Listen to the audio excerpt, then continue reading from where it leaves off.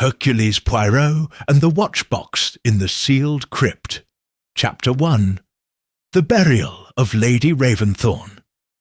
The bells of St. Augustine tolled gravely under a sky of dull clouds, as if the sky itself were holding its breath. In the private graveyard of Raventhorn Hall, a select group of black-robed figures had gathered around the family crypt, an ancient Gothic structure with weathered gargoyles and a heavy wrought-iron gate now open for the first time in decades. Lady Isadora Raventhorn, the last heir of an aristocratic line marked by eccentricities, who died at the age of 73, had requested in her will to be buried within the sealed crypt of her ancestors. According to instructions, her mahogany coffin was to be placed in the main chamber, next to the remains of her husband, Lord Gideon, who had died almost 20 years ago under somewhat veiled circumstances. The scene had a sombre theatricality that did not go unnoticed by anyone. The priest murmured prayers in a monotone voice, while the butler, old Wilkins, watched the proceedings with glassy eyes. On one side stood the three main heirs: the ambitious nephew Julian Harrow, the enigmatic niece-in-law Eveline Raventhorn, and Lady Isadora's legal protégé, the young lawyer Rupert March. Just as the coffin was lowered into the crypt, a sudden wind swept across the cemetery, raising dry leaves and causing a sharp crack that seemed to come from the very bowels of the structure. It was at that moment that Wilkins turned pale, pointing at something. "Mon Dieu, the box!" he whispered before collapsing.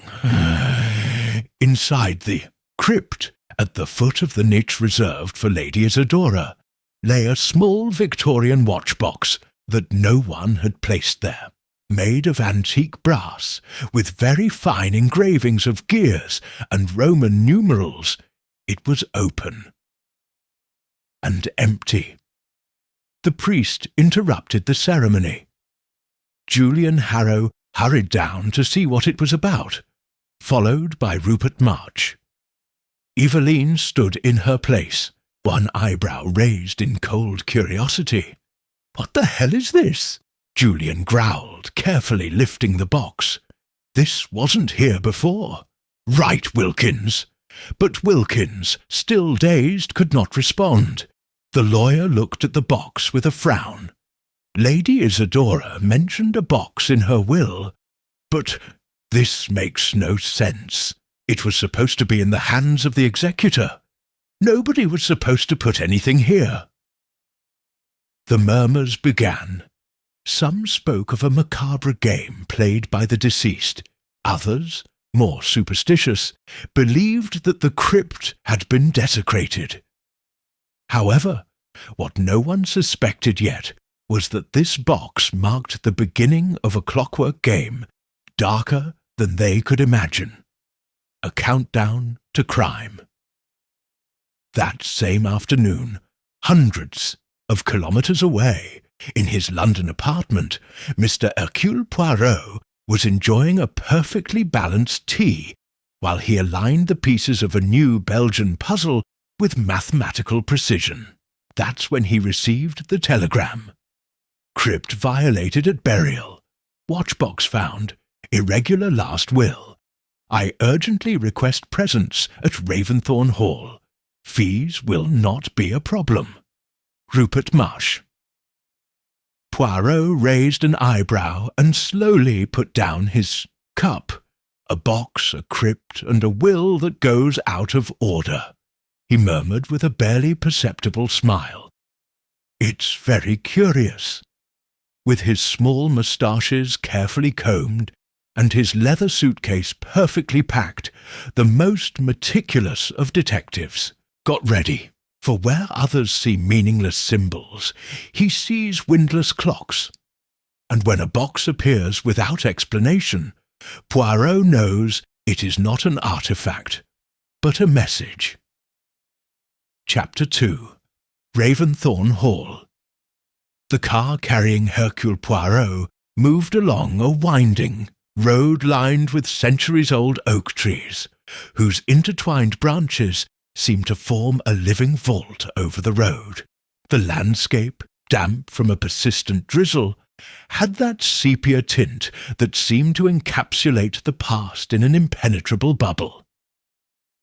"It's always the same with these old country estates," commented Poirot in his characteristic accent. "Large windows, hallways that are too long, and secrets that, like rats, hide between the walls." The driver, a young man with an expressionless face sent by Rupert March, did not respond. He just pursed his lips and stared at the road. Poirot, however, noticed his knuckles tense on the steering wheel and the slight twitch in his left eyelid. He didn't say anything. The most revealing emotions rarely come out of the mouth. Raventhorn Hall emerged from the mist like a silent fortress. Gothic, dark stone, with crumbling battlements and perfectly maintained gardens despite the gloomy atmosphere. The mansion seemed to view the newcomers with disdain. Rupert March was waiting at the main entrance.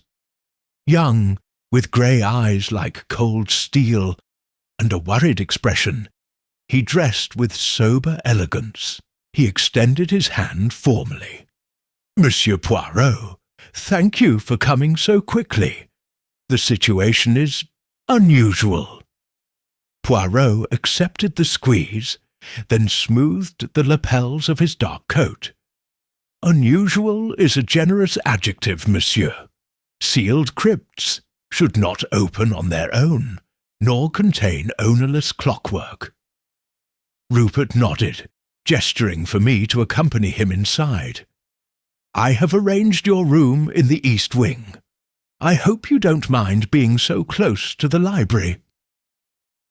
"Au contraire," replied Poirot. "It is an excellent place to quietly observe those who think no one sees them." The interior of Raventhorn Hall was a mix of elegant decadence and forced modernity. Newly installed electric lamps hung awkwardly over time-blackened portraits. Naidfi oriental rug with frayed edges covered part of the cracked marble floor. The air smelled of old wood, beeswax, and something more subtle, like burnt parchment. "The heirs are still here," Rupert reported as they walked down a hallway adorned with display cases of antique clocks. "After the funeral, we all agreed to stay in the house for 48 hours, as stipulated in the will." Poirot raised an eyebrow. "A voluntary confinement, and no one protested. Let's say, money can be a great tranquilizer." They arrived at a room where the three main heirs were waiting, each sitting in their own corner, like strategic pieces on a board that was not yet understood.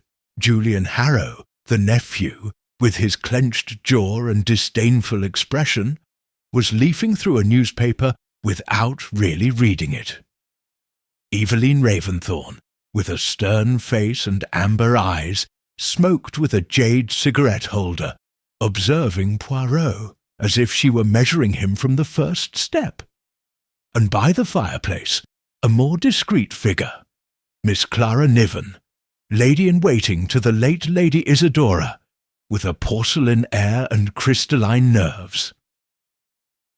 Poirot stopped in the doorway and looked at them for a moment before speaking.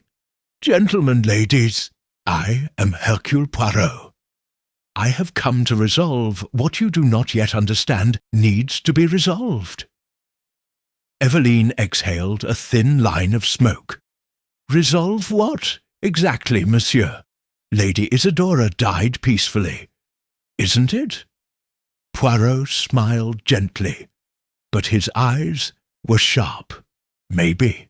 And yet a box appeared where it shouldn't have been. Hands-free sealed, open without key. and the butler collapsed when he saw her. Don't you think it's an entrance too dramatic for a simple farewell? Jester Julian, it was probably part of my aunt's eccentricities. He loved to play with symbols and superstitions. "And you, Miss Niven?" asked Poirot, turning subtly. "Did you see anything strange the night before the funeral?" Clara hesitated. His voice was barely a whisper. "I heard a ticking coming from the hall, but there were no clocks there. I thought it was nerves." Poirot leaned forward with interest, as if he had just heard the first note of a symphony. "No, mademoiselle. What you heard was the beginning of a mechanism that was already in motion." Chapter 3. The Eccentricities of Lady Isidora. The next morning, Poirot appeared in the dining room with absolute punctuality. His attire was, as always, impeccable: a light grey suit, a blue tie perfectly tied, and a white handkerchief poking out like a small wave of silk from his breast pocket. He sat delicately at the end of the long oak table, still not touching the prepared breakfast. In front of him, Rupert March was leafing through documents, while Eveline drank unsweetened coffee, her gaze lost between the windows clouded by mist. Julian, absent. Clara Niven, standing against the wall, kept her hands clasped together as if afraid of making a noise. "Does the silence bother you, mademoiselle?" asked Poirot, without taking his eyes off the roll he was examining, as if he expected me to. "Speak to him." "No, monsieur," Clara replied, barely audible. "Although in this house, silence seems to hide things, not alleviate," Treschwell said. Poirot turned to Rupert. "May I see Lady Isidora's will, if it is not an indiscretion?" Rupert nodded and took out a leather folder. He took out a typewritten sheet with some handwritten passages, signed in a firm and precise handwriting.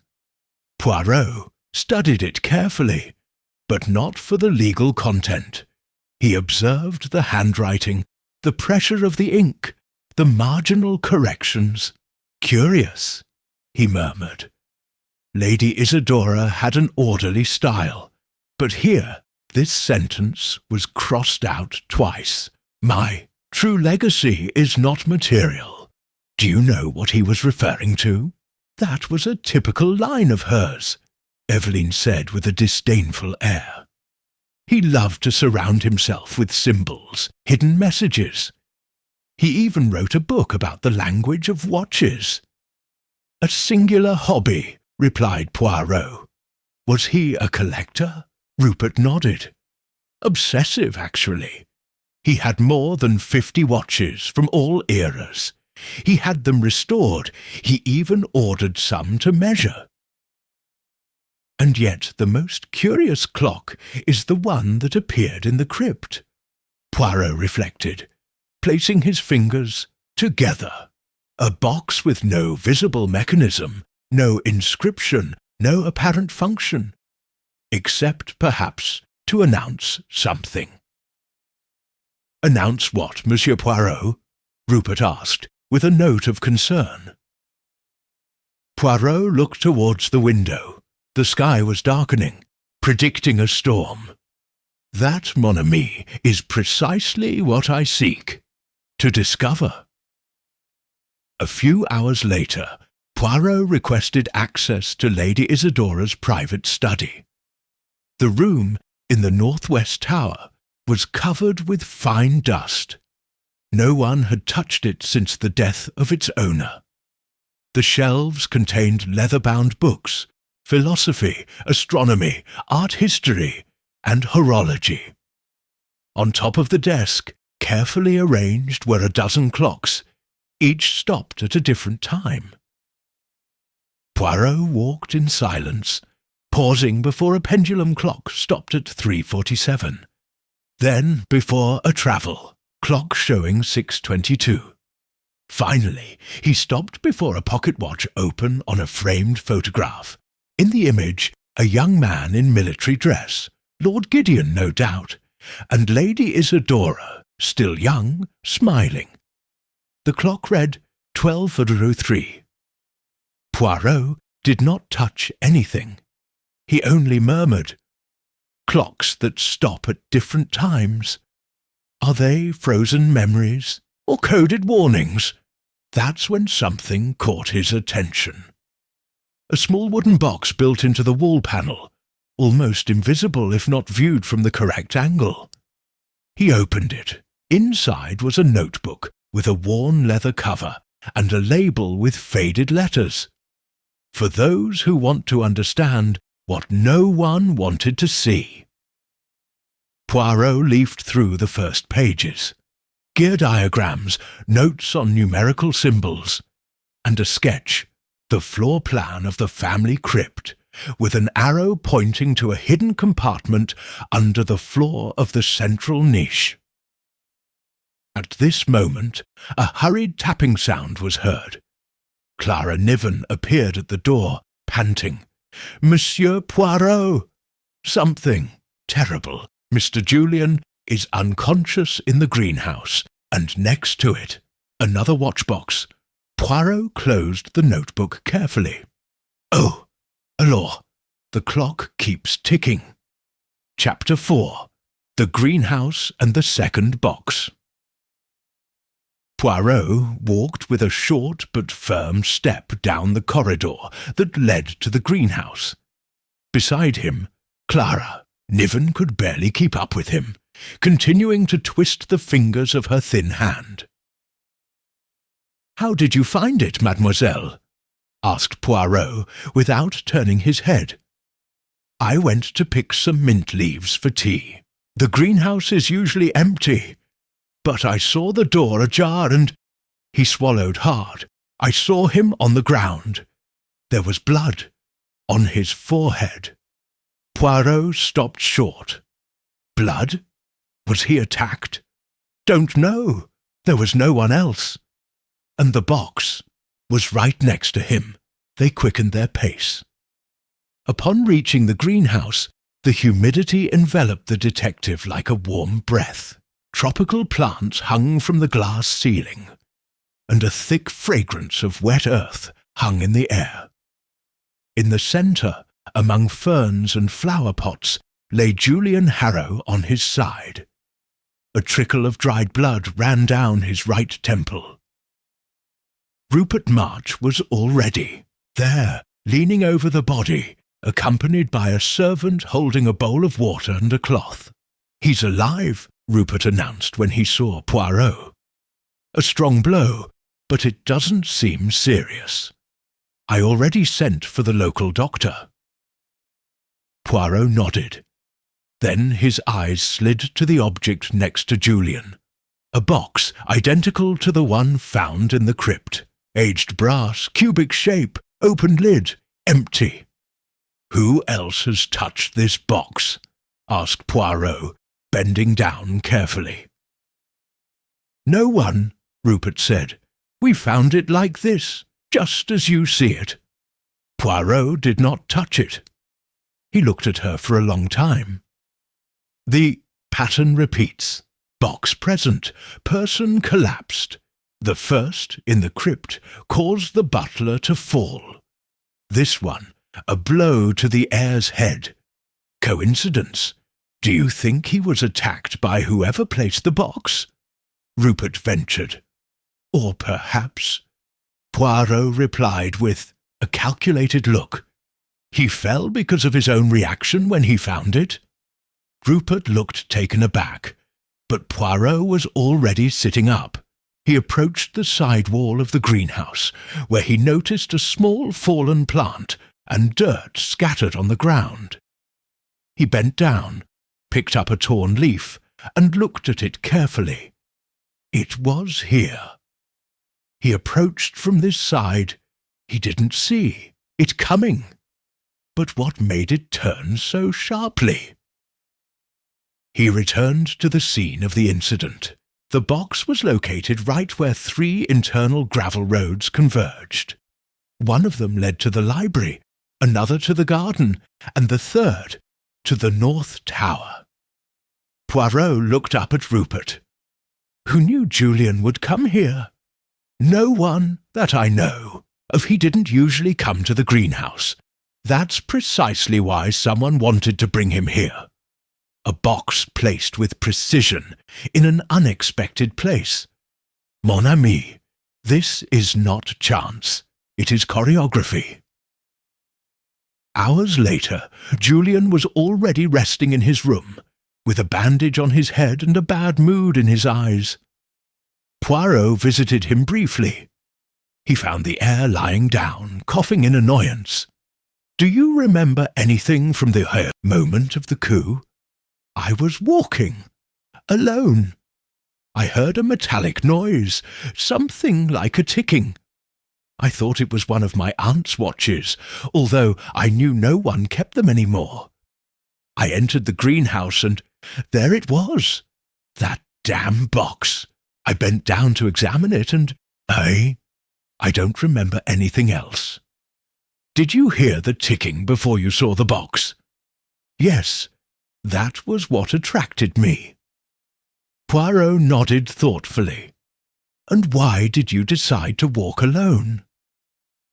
Julian frowned.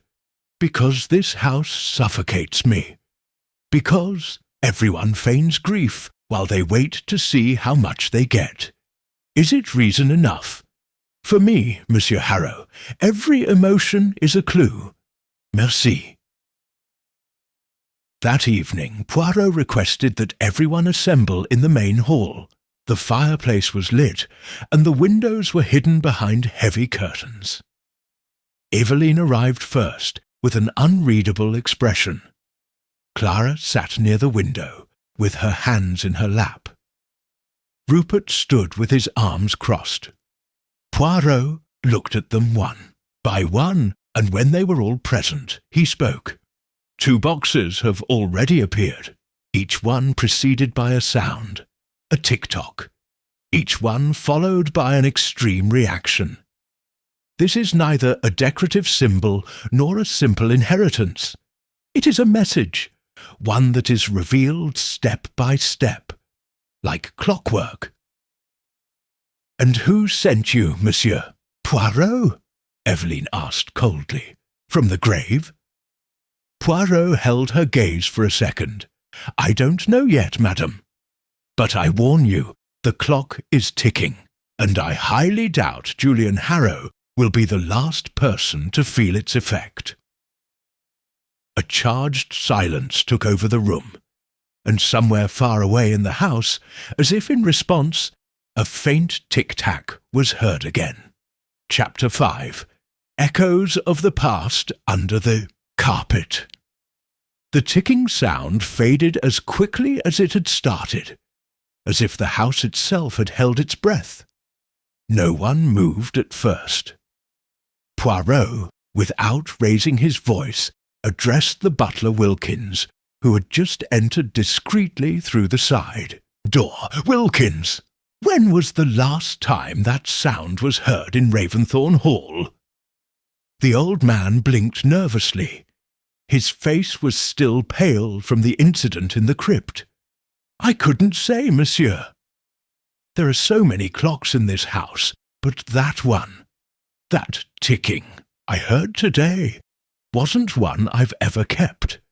It was more deep, as if it came from inside the wood." Poirot nodded slowly. He approached the corner of the room where, according to his perception, the sound had originated. He rested his hand on the oak-panelled wall, then looked down at the floor. A thick, dull-coloured rug covered an unusually small portion of the floor, and its pattern did not match the rest of the decor. Curious. Why cover only this fragment of the ground? Carefully, he lifted the rug.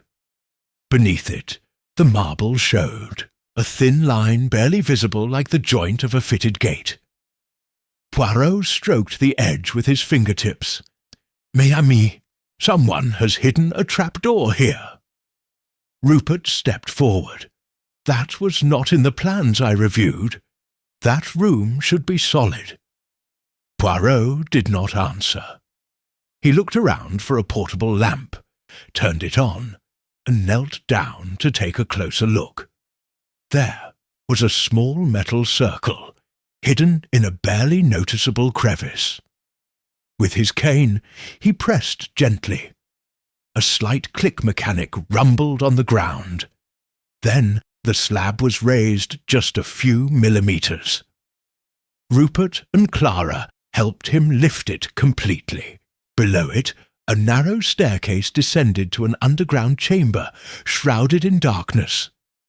Eveline crossed her arms, giving a cynical smile. "What else could we expect from my aunt? It is surely another of his posthumous shows. An underground clock? A time box?" Poirot ignored the comment. With the lantern held high, he began to descend slowly. The damp stone staircase creaked under each step. The others followed him reluctantly, one by one, until they reached a rectangular, austere room, without furniture, except for a display case in the centre. And there, protected behind the glass, rested another watchbox. This one, unlike the previous ones, was closed. On the lid, precisely engraved, was a single number, 2. "A countdown," Rupert murmured. "Or noon." "Both may be significant," whispered Poirot. "Noon is the balance point between light and shadow." A clock stopped, but noon may indicate something that needs to be decided, or what happened exactly at that time. Clara approached, lips pursed. "Lady Isidora used to lock herself in here. He said this place was where time had to listen to her." Poirot looked at her. "And you believed it?" "I didn't understand it," Clara said honestly. "But it didn't seem crazy. It seemed a warning." Suddenly, the box began to make a slight noise. Tinnitus. An internal mechanism seemed to have been activated by the presence or weight of the air itself. Everyone took a step back. "No one touches her," Poirot ordered firmly. "Not yet." They went back up in silence. Once in the drawing room, Poirot asked for tea, but did not eat anything. He stood by the fireplace, reflecting, with his face turned toward the fire. "We are facing a game," he finally said. "A game designed by a mind that understood human psychology better than any of us." Lady Isidora was not simply eccentric. It was strategic. Each box is not just a symbol. It is a trigger. And this hidden clock, marked with the number 12, is the masterpiece of that game. "And what is the purpose of that game?" Eveline asked impatiently. Poirot looked at her, very fixed. "Make the culprit reveal his true nature, because someone here is not afraid of the boxes. He is using them." That night, as the halls fell into darkness, and the rain drummed against the Gothic windows of Raventhorn Hall, another ticking began to sound. This time, not mechanical. This time, it came from a handwritten note someone left under Poirot's door. A note signed only with a drawing, the gear of a clock, broken in two. Chapter 6. The Split Gear. Poirot examined the note very carefully. The paper was rough in texture, typical of the stationery he had seen on Lady Isidora's desk. It had no words, no dates, no sender, just the drawing. A gear split in half, perfectly symmetrical, as if it had been made with a ruler and compass. The Belgian detective held it under the light of his bedside lamp, turning it in his fingers.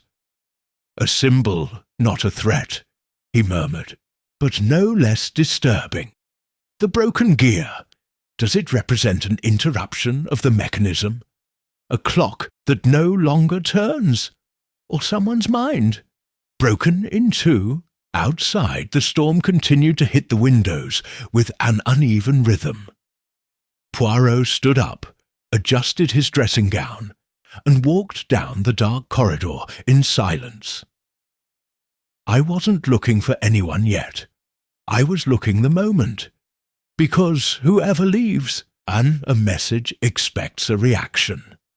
And Poirot never reacts before his time. The next morning, the atmosphere at Raventhorn Hall was more tense than ever. Julian Harrow, still with the bandage on his head, stood aside, sipping black coffee without saying a word. Eveline was leafing through a book without turning the page. Rupert had disappeared, according to Wilkins, heading to the library at dawn. Clara, for her part, wandered through the interior garden, as if waiting for the flowers to respond to. Hercule Poirot watched them from the threshold of the dining room, without announcing himself. Then he headed straight to the library. Rupert was in front of the unlit fireplace, with Isadora's notebook in his hands. He looked up when he saw the detective. "I couldn't sleep. These notes are more than scribbles. Look at this." He handed him a sheet of paper, a list of names and times. Some are underlined, others have question marks. Poirot took the roll. He recognized some names: Julian, Eveline, Clara Niven, each one associated with a specific time. Clara's were written down precisely: 7:03, 9:47, 15:19. Julian had only one: 12:03. Eveline, 2. Next to his, Poirot noticed a symbol: the same broken gear. Was this in the notebook? On a hidden page in the background, folded several times. Almost as if Lady Isidora didn't want anyone to see her, but also like she knew someone would find her. Poirot closed his eyes for a moment.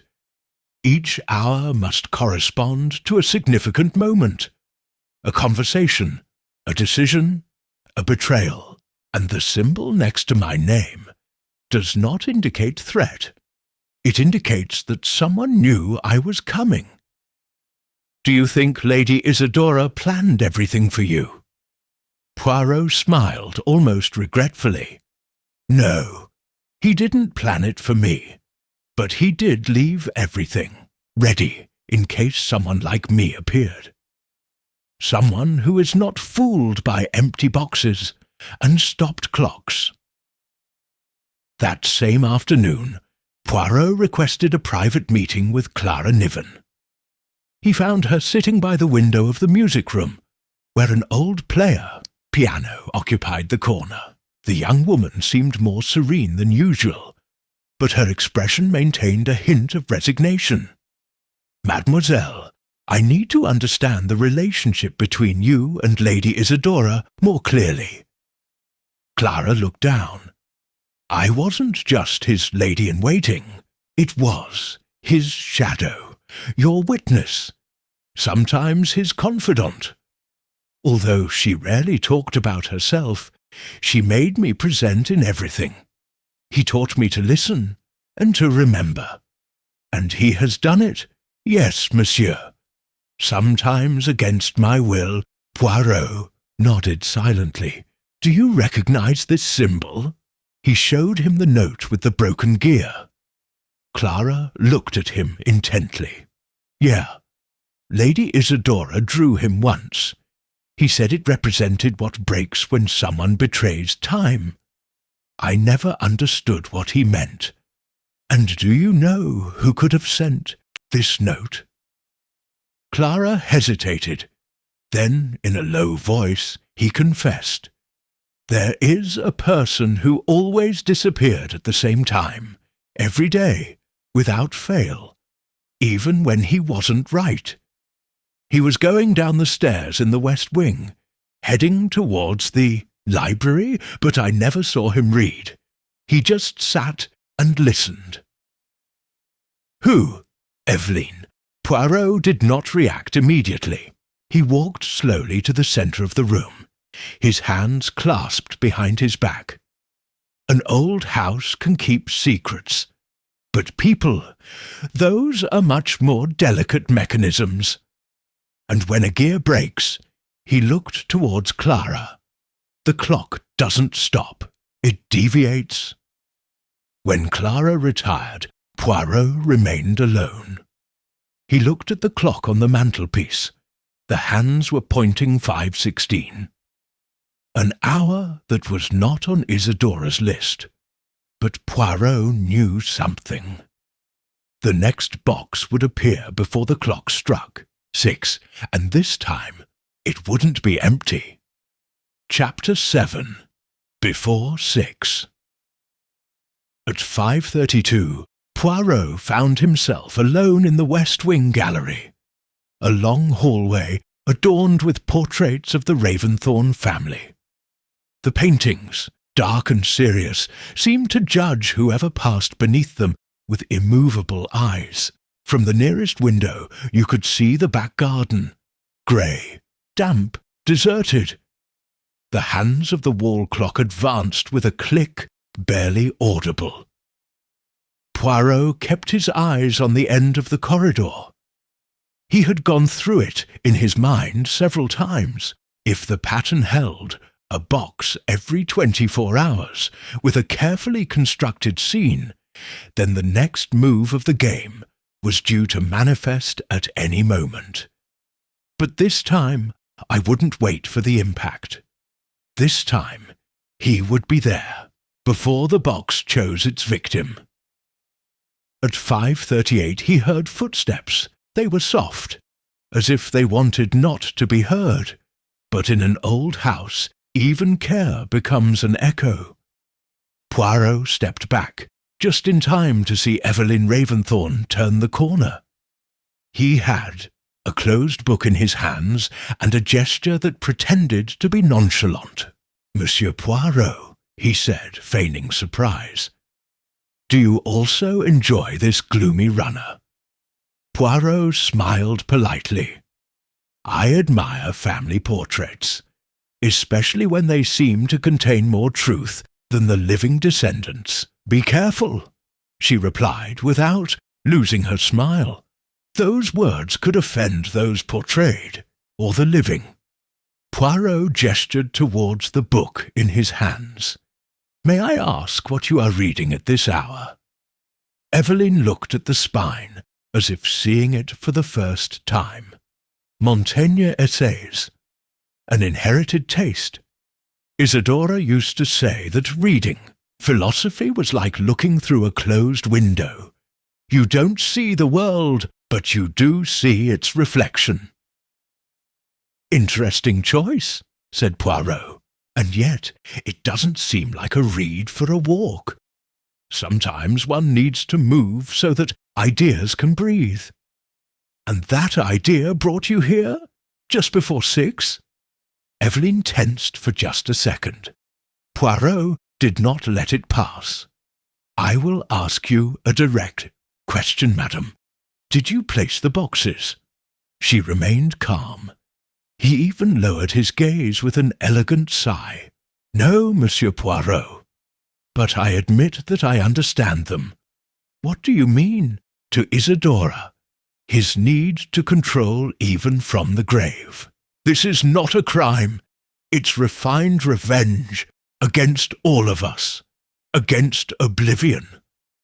Poirot cocked his head, as if that response had opened an unexpected floodgate. But before he could continue, a scream echoed from the floor above. They both turned, at the same time, Clara Niven. When they reached the sewing room, Clara was standing by the fireplace, shivering. In the centre of the carpet, on a wooden tray, rested the fourth box. This one, smaller than the previous ones, closed with a label hanging from a thin golden thread. It did not have a number, but a single word: Clara. Poirot approached, cautiously. The box did not hum. It didn't tick. It was absolutely silent. "Did you touch it, mademoiselle?" Clara shook her head, pale as plaster. "I found it like that when I came to look for a tablecloth. Nobody was here, nobody entered before me, but that box, it has my name." As if she swallowed, as if Lady Isidora had chosen me. Poirot looked at the label carefully. The handwriting matched that of the notes in the notebook. Clara was not lying. The box had been prepared for her. "Do you want me to open it, monsieur?" Rupert asked from the door. Poirot raised his hand. "No one will touch her yet." He bent down and, with his gloves on, examined the mechanism of the lid. It didn't seem to have a lock, just a small internal spring. With extreme gentleness he pressed it. The lid opened with a sigh. Inside there were no gears. There were no mechanisms. Just a sepia photograph. It showed a young Lady Isidora, with a serious expression, and at her side, a little girl. "You, Mademoiselle Niven?" Clara nodded silently. Poirot delicately held up the photo. On the back, handwritten, it read, "Remember what you were before you forgot." The silence in the room was absolute. "What does this mean, Clara?" Rupert asked. She didn't respond. He just pursed his lips. Poirot closed the box and handed it to him with a firm gesture. "Madam, this box is yours, but it is not a message to destroy it. It's a key, and I would dare say that you already know which door it opens." When everyone had retired, Poirot remained in the sewing room. He reread the note on the back of the photograph. Then he looked at the time. 5:59, just before 6. "The game changes," he murmured. "It's no longer about attacking. Now it's about remembering." And with that, Poirot understood something fundamental. The next move wouldn't come with a box, but with a confession. Chapter 8. The Confession Between Shadows. Night fell on Raventhorn Hall with an unusual weight, as if the air itself were suspended. The gaslights flickered in the corridors, and the walls, in their ancient silence, seemed to hold their breath. Poirot walked with slow steps towards the music room, where Clara Niven had summoned him shortly after receiving his box. The living room was almost dark, except for the flickering light of an oil lamp over the piano. Clara was there, sitting with her hands in her lap, the box open in front of her, the photograph carefully placed on a linen handkerchief. Poirot did not speak when he entered. He sat in front of her, without breaking the stillness. "My mother was a seamstress at Raventhorn Hall," Clara began, without his prompting. "She was 16 when she met Lord Gideon, and he didn't treat her like a servant." Poirot kept his gaze, fixed without judgment. "Lady Isidora discovered romance," Clara continued, "and he didn't allow it. He offered my mother money to go away, far away, to a sanatorium in Wales. I was born there, but he came back, n'est-ce pas?" Clara nodded. "When my mother died, Lady Isidora brought me back. I was 8 years old. He didn't treat me like a daughter. not even like a servant. He treated me like a silent witness. He schooled me at home. He forbade me to talk about the past. He taught me not to ask, and you complied. Because I thought I should thank you. That silence was my debt." Poirot leaned forward, his eyes shining with keen empathy. "But now you understand that silence was also a form of punishment. You were a living reminder of a betrayal." Clara wasn't crying. His eyes were dry, but they shone as if they held an entire ocean. That box, that photo. It wasn't a threat. It was a request. Poirot nodded. "A request for you to speak." Because Lady Isidora knew that her silence would not last forever. Maybe that's why he wrote the name Clara on the smallest box, the box that did not seek revenge but redemption. A long silence surrounded them, until Clara spoke again. "I don't think Lady Isidora placed the other boxes. Not all. Some maybe. But now I know that someone else has taken control of his game." Poirot straightened. "And you suspect who?" Clara looked down the hallway, as if afraid someone would hear. "I have no proof. But the night before he died, I overheard an argument in the library. Evelyn's voice, very altered, and Lady Isidora calm but implacable. He said something like, 'You can't twist what's already written.'" Poirot narrowed his eyes. And then, the next day, Lady Isidora was more fragile. He ordered the crypt to be prepared ahead of schedule, and he asked me to find the notebook. He gave me only one instruction. "If something happens, hand it over to someone who does not belong in this house." And that's how it came to me. Yeah. Poirot stood, his mind racing in orderly circles. "Thank you, mademoiselle. His truth has not been in vain. But now I must speak to Madame Evelyn." Alone, he found her in the red drawing-room, a space that was only used on formal occasions. He was standing by the bookshelf, a glass of sherry in his hand, his expression calculatedly calm. "Have you come to ask me if I put Clara's box?" he said without turning around. Poirot entered without haste. "No, I have come to ask you why you argued with Lady Isidora the night before her death." Eveline turned around slowly. "So Miss Niven is speaking now." What a timely revelation! "Funny how the truth emerges just when someone is trying to crush it," replied Poirot. "What did Lady Isidora mean by, 'You will not be able to twist what is already written'?" Eveline approached slowly. The warm light illuminated only half of his face. It meant he wasn't going to change the will, that Julian would not receive the full inheritance. Neither do I. That an important part would go to charity and Clara.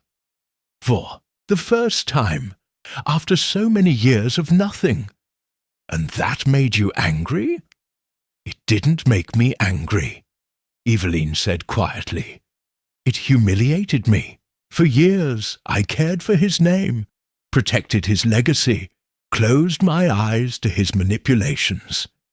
And in the end, he rewarded the bastard. Poirot did not blink. Did you place the boxes? Eveline raised the glass, swirled the liquid elegantly. Then he left it on the shelf, untouched. No, but I have read the notes in the notebook. And believe me, Monsieur Poirot, this is just beginning. Is it a threat? No, it's a prediction. Poirot left the red drawing-room without another word, crossing The hall, he stopped. The grandfather clock marked 7:03, an underlined hour on Lady Isadora's list. And then a scream was heard from Julian Harrow's chambers. Poirot ran. There, on the messy bed, in the centre of the ink-stained sheets, lay an unsigned letter, and next to her, open like a miniature coffin, the 5th watch case. Chapter 9. The Unsigned Letter. Julian Harrow was sitting on the edge of his bed, his elbows resting on his knees, his trembling hands covering his face. The unsigned letter lay next to him, its page stained with black ink that had spilled like dried blood. The watch case, open and silent, remained on the pillow, facing directly towards him. Poirot entered quickly, but not abruptly. Wilkins, pale as a ghost, stood at the door, undecided whether to enter or flee from the rarefied atmosphere. Clara and Rupert arrived seconds later, stopped at the threshold by the gravity of the scene. "Are you injured, Monsieur Harrow?" asked Poirot, keenly observant. Julian lowered his hands. There were no visible wounds, but his eyes were injected with suppressed rage. Is this also part of the game? Another cruel joke from a dead woman? Poirot did not respond immediately. He approached the letter and took it with gloves. The ink had indeed spilled from a fountain pen broken in two, also on the bed. However, a portion of the message was still readable. "You always believed you were the centre of the clock, but you were never more than one of its cogs. Your time has passed, Julian." There was no signature, just a small drawing on the bottom margin, the same broken gear, but this time with a broken hand crossing it. Poirot cocked his head. A warning disguised as an epilogue, very theatrical, but also revealing. "What the hell does that mean?" Julian growled. "That someone wants to kill me? That I was displaced? She was crazy? He always played with metaphors." Poirot closed the letter with precision. "Metaphors are not madness, monsieur. They are structures. And this one signals something more than resentment. It indicates that someone has decided that you no longer have a role in this mechanism." Julian stood up abruptly. "I was the natural heir. This house belongs to me. This family belongs to me. And yet it seems that this house has never responded to his voice," replied Poirot with cold composure. "Not during Lady Isadora's lifetime, nor now that her game continues." Rupert stepped forward. "Should we consider this a formal threat?" "No," said Poirot firmly. "It is a psychological manoeuvre. The box was placed precisely. They knew Julian would come to their room at this time. They knew I couldn't resist opening it, and they knew that one letter would be enough to destabilize him." Clara whispered, "What if it wasn't just a warning? What if it is a prior warning of what is coming?" Hours later, Poirot was alone in the library, examining Isadora's notebook again. On one of the last pages he found something he had overlooked. An incomplete table, 12 blank spaces, lined up in a circle like the face of a clock. Only 5 were marked, each with a name: Julian, 12:03 Wilkins, 7:47 Clara, 5:16 Rupert, 8:31 Eveline, 10. The rest was empty. Poirot drew a sharper circle on another sheet of paper. 5 brands, 12 hours, 5 boxes, a pattern, but also an omission because an essential name was missing. Lady Isadora. Poirot looked up, as if the idea had resonated beyond the paper. The game was not against the living. Was from the dead, yes, but not necessarily of who lay in the crypt. He returned to the main hallway. The sound of soft footsteps attracted his attention. Eveline was there, stopping in her tracks at the sight. "It seems like we meet at the right time every time," she said, her tone dry. "Or perhaps," replied Poirot, "you make sure that it is so." Dédé didn't respond, just held his gaze. "Are you worried about what the next box says?" "I'm not worried about the message," Eveline said. "I'm worried about the messenger." Poirot took a step towards her. "What if I told you that it's not Isadora who moves the hands?" Eveline forced a smile.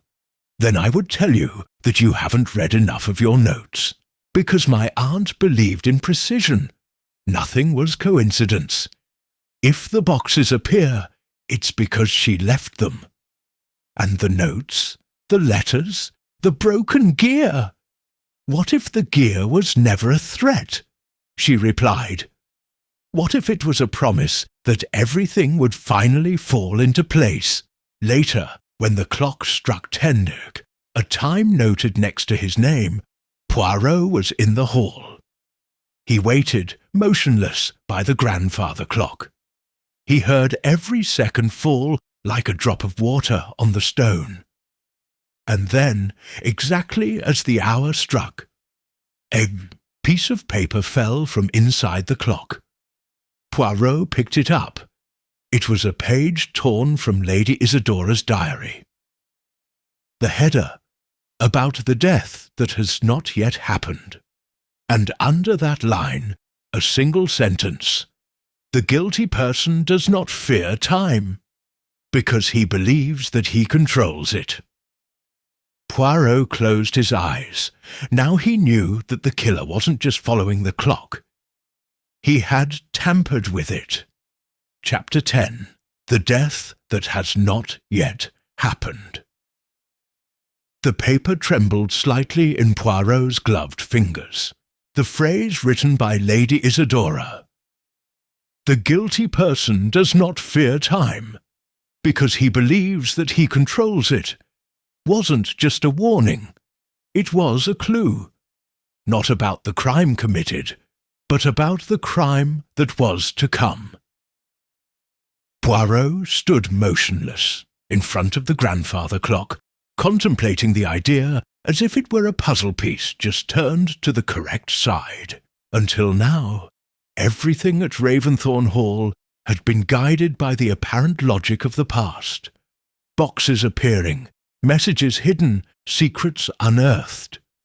But Lady Isadora, meticulous to a fault, would not leave such a linear trail. No. His mind was racing. Ahead. He was playing with the future. The next morning, the atmosphere was more tense than ever. Breakfast was a silent gathering of spoons, clashing with cups and averted glances. Julian didn't show up. Eveline arrived late. Clara barely touched her tea. Rupert seemed to have aged 5 years in one night. Poirot observed each one carefully, without speaking immediately. It was only at the end of the meal that he delicately placed the fallen paper from the clock on the table. "The guilty person does not fear time, because he believes that he controls it." He read aloud. "Who among you has felt above the hours? Who has tried to bend the gears of this clock until they make them speak?" Eveline raised an eyebrow. And what would the culprit gain by controlling time? "To control it is to possess the rhythm of truth," replied Poirot. "Choosing when something is revealed, when someone falls. It is the most subtle crime, one that has not yet been committed, because it awaits its exact time. Are you saying there could still be a death? Rupert asked, half incredulous and half alarmed. No, not can. There will be a, Monsieur March. And if we don't stop it, it will happen when the clock tells it to. Poirot returned to the library with Clara. Together, they reviewed the table of names and times. Lady Isidora chose significant moments for each one, Poirot explained. But it also left empty spaces, and if the clock runs its course, the next marks will be the most dangerous, because they no longer announce revelations, but final acts. What if the next box isn't scary? If it is too, kill? Clara whispered. Poirot nodded without saying a word. He then gestured towards Isidora's diary. Can I take this to my room? There's something about their language, their rhythm, that I'm starting to understand. Clara nodded, but when he handed him the newspaper, a page fell to the ground. It wasn't written. It was a newspaper clipping, yellow with age. Poirot picked it up. Young officer disappeared in strange circumstances. 1903. Lieutenant Gideon Raventhorn did not return after his last expedition. Declared dead in absentia after 10 years without clues. It is believed that his last whereabouts were Belgium. Gideon disappeared, Poirot murmured. Clara approached. Lady Isidora always said that she had died abroad, of natural causes. Was that fake? Don't know. But if there was never a body, there was never certain death. Poirot looked at the article. In the margin, a note written in barely visible pencil. The clock stopped, but its echo continued. Shortly before nightfall, Poirot gathered everyone in the crypt. It was the first time that everyone had descended together since the funeral. The cold flagstones, the dense humidity, the ceremonial silence. Everything contributed to a growing tension. Lady Isidora chose this crypt for a reason, said Poirot, his voice grave. Not only because her husband lay here, but because here is the key to the mechanism that he left in motion. And which one is it? Evelyn asked impatiently. Poirot pointed to the compartment he had discovered days before under the central niche. This time he opened it completely. Inside lay a wooden box sealed with thin nails. On its surface, carved with precision, an engraving. Ixinth, 11. The 11th box, said Poirot, still intact, still unopened. It is here where we will know if this story is a warning or a murder foretold. And what do you suggest we do? Rupert asked. Poirot narrowed his eyes. Wait until the exact time, 11 o'clock, and then we will reveal the content. What if someone dies when you open it? Julian asked, half joking, half panicked. Poirot stared at him. Then, monsieur, it won't be the fault of the box. It will be because someone, knowing they were discovered, decided to beat the clock. Back in his room, Poirot sat with the diary and the clippings. I had all the pieces, all except one. Who had manipulated the final mechanism of the clock? Because now he knew for sure. Lady Isidora left the game, yes, but someone else finished it for her, and that someone was not afraid of time, because I thought I had defeated him. Chapter 11. The Time That Was Never Theirs. The crypt was immersed in an almost liturgical silence. Poirot's travel clock showed 10:54. 6 minutes to the 11th hour. They were all there. Julian, with his hands in his pockets and his jaw clenched. Eveline, motionless as a marble statue. Rupert, nervous, fiddling with his ring. Clara, next to the detective, with her eyes fixed on the wooden box, the humidity from the subsoil condensed drops on the walls. Poirot, as if the cold had not reached him, stood erect, his arms crossed behind his back. This box, marked with the number 11, represents the last movement before the end. 11 o'clock, he said, looking at his watch. It is the penultimate brand, the time that points to the real culprit, and not to the one who committed a murder, no, but to the one allowed it knowing what would happen. Did you allow it? Rupert repeated. Doesn't it say that this was planned by Isidora? She planned the game, but someone changed its ending. Poirot turned to Julian. Monsieur Harrow, you always felt displaced by Isidora's legacy. But his biggest mistake was thinking that blood gave him rights, that the inheritance was a prize, not a test. You have no evidence against me, Julian replied, just words. Poirot then turned to Eveline. And you, madame, you played your own chess. He knew that Isidora would not forgive him for trying to force a change in the will. He knew he would receive nothing but contempt. So he did what good strategists do. He waited. And then he placed the pieces at just the right moment. Eveline lifted her chin, haughty. And you say that I killed her? No, said Poirot. Lady Isidora died of natural causes, but you knew you would die.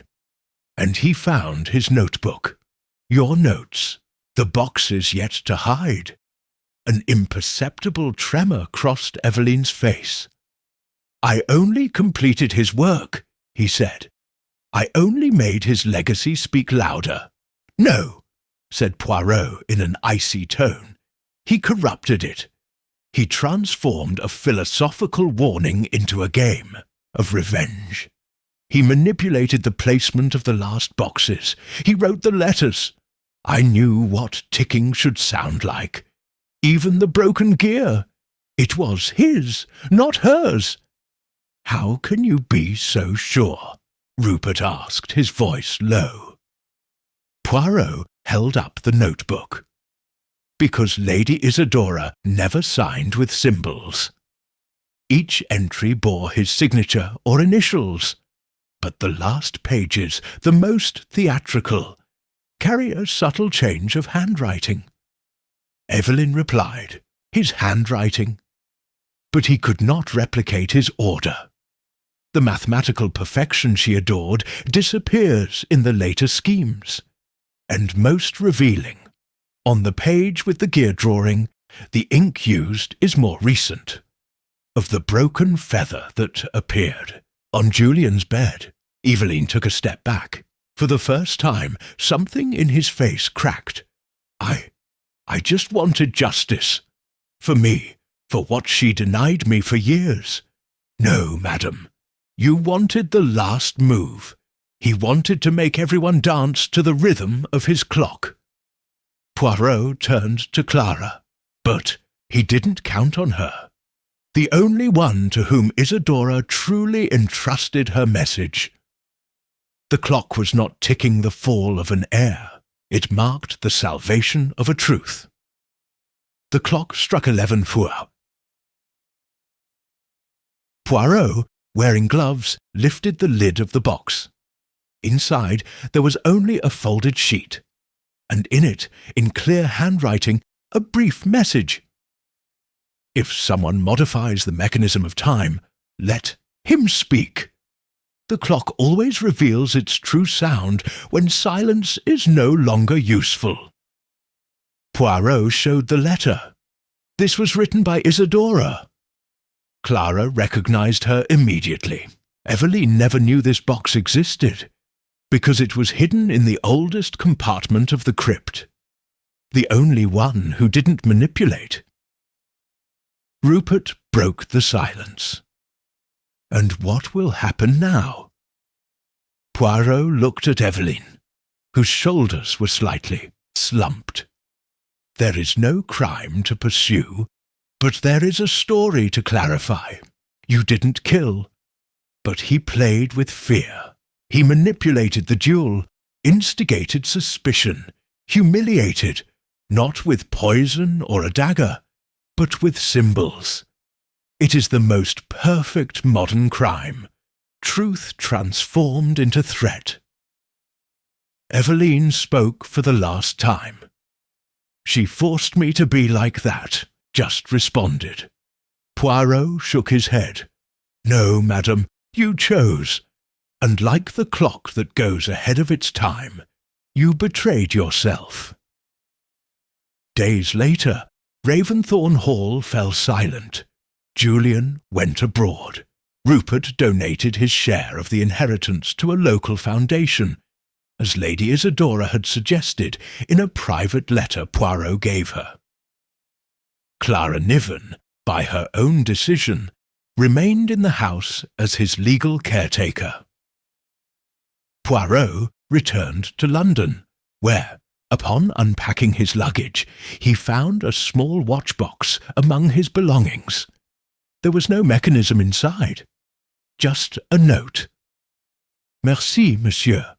You were the only one who didn't try to control time. Just understand it.